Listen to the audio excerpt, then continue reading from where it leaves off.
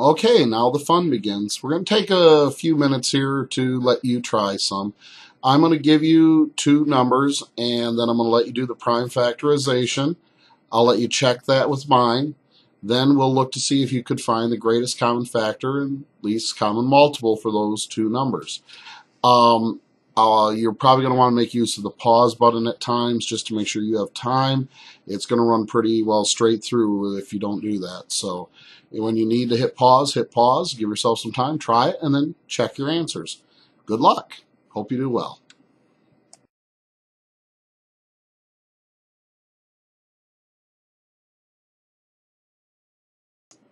Okay, here we go with number one. For number one, I've chosen two numbers. The numbers are, as you saw on the title screen there, 8 and 20. I'm going to give you a moment here if you want to hit pause, and when you come back, we will have the prime factorization for these numbers. Let me go ahead and hit pause. Okay, let's see how you did. We had 8 and 20. The prime factorization for 8 and 20 should look like this. 2 times 4 gives me 8.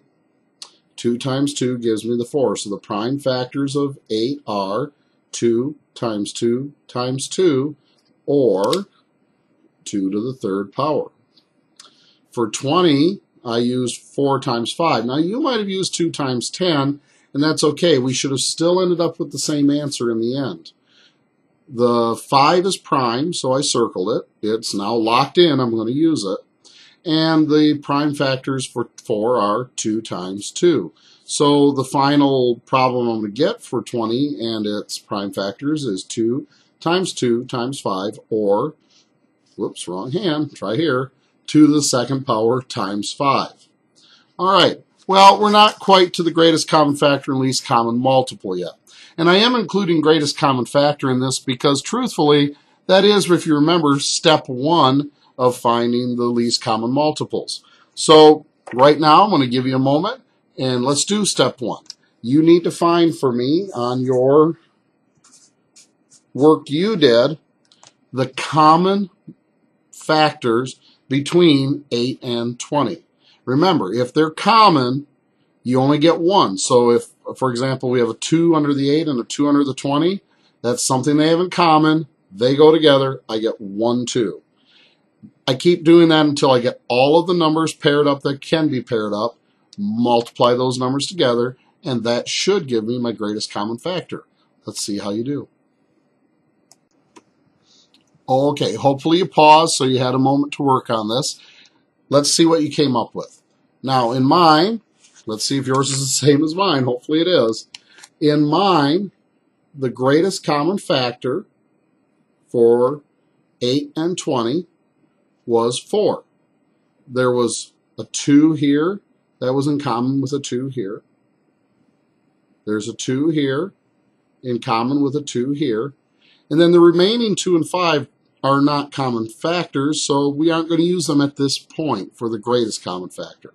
So as of right now, my greatest common factor, the number that will, again, remember factors go into the two numbers, the largest number that will go into both 8 and 20, or divide into them, is 4. Now for least common multiple, we're going to give you a moment here because remember step 2 now. Step 2 says, take that greatest common factor, and you again, remember, are going to multiply it by the leftover numbers.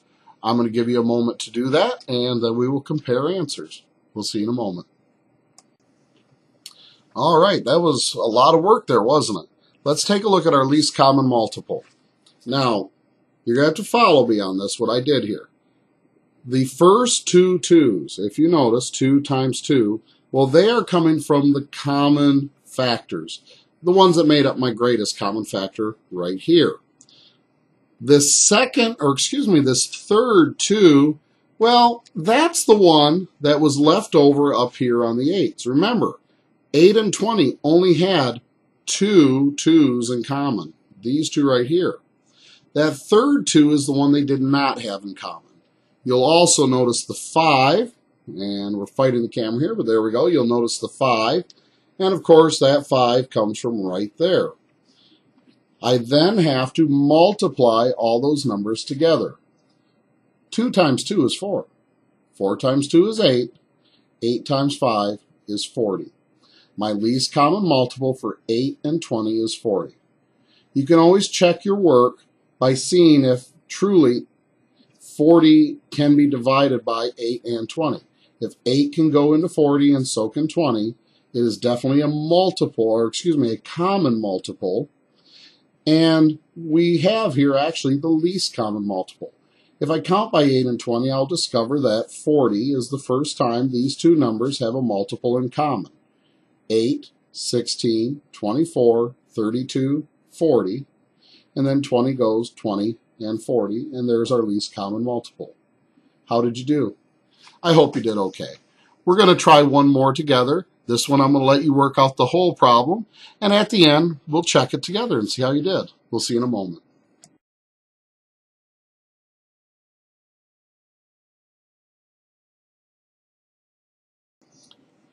Okay, if you did not hit pause following that last segment there, you might want to hit pause right now. Again, your numbers are 16 and 24 that you are checking for to find both the greatest common factor, let's see if you can do it, and the least common multiple.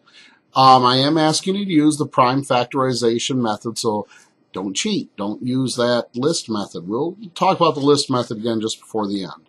All right, so if you haven't paused yet, hopefully we'll do that right now. Work the problem out, see how you do. Okay, so now if you had paused and you have worked it out, we're going to go on.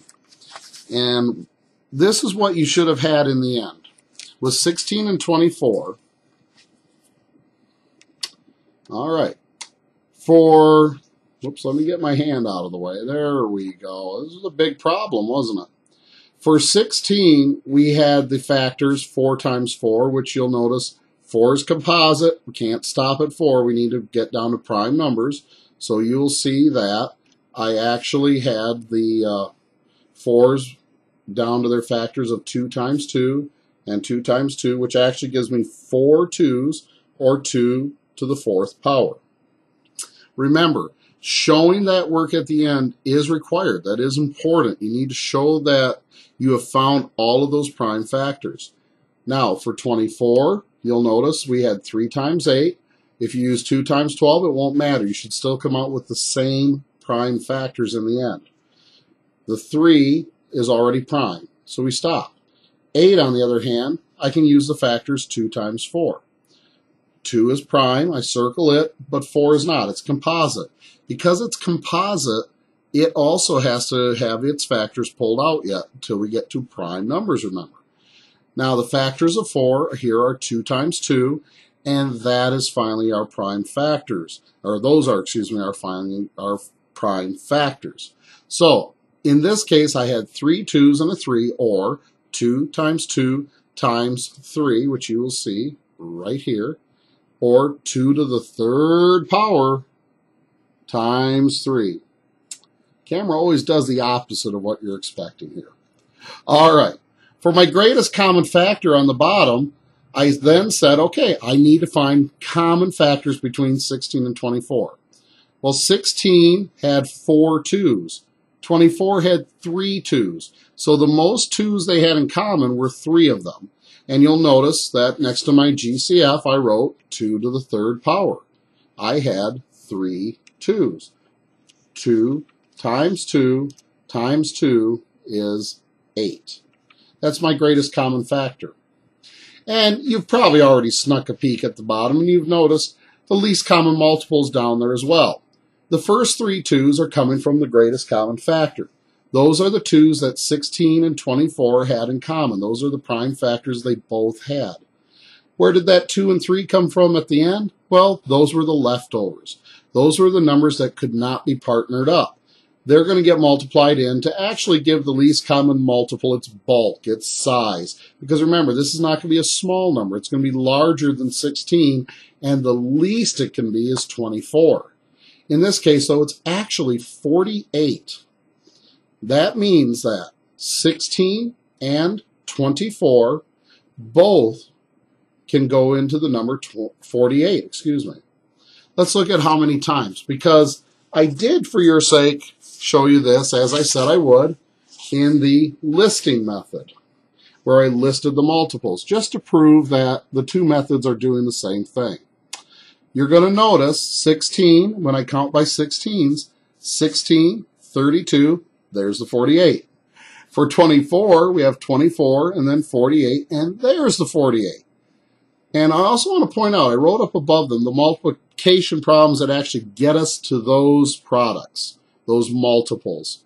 1 times 16 gives me the 16, 2 times 16 the 32, and 3 times 16 the 48.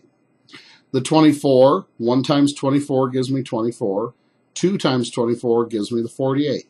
And no matter which way you use, you're going to end up with a least common multiple of 48. Well, I hope you did well, and I hope this has helped a little. I know they haven't been the most exciting videos, but I did want to give everybody just a quick review of how to find greatest common factor and least common multiples. You can do this with any numbers you want. It's something you can practice at home by just writing 2 or 3 numbers down and just start practicing prime factorization and using the common prime factors to find the greatest common factor and the least common multiple. I hope you've been able to use these. Have a great evening, and we'll talk to you later.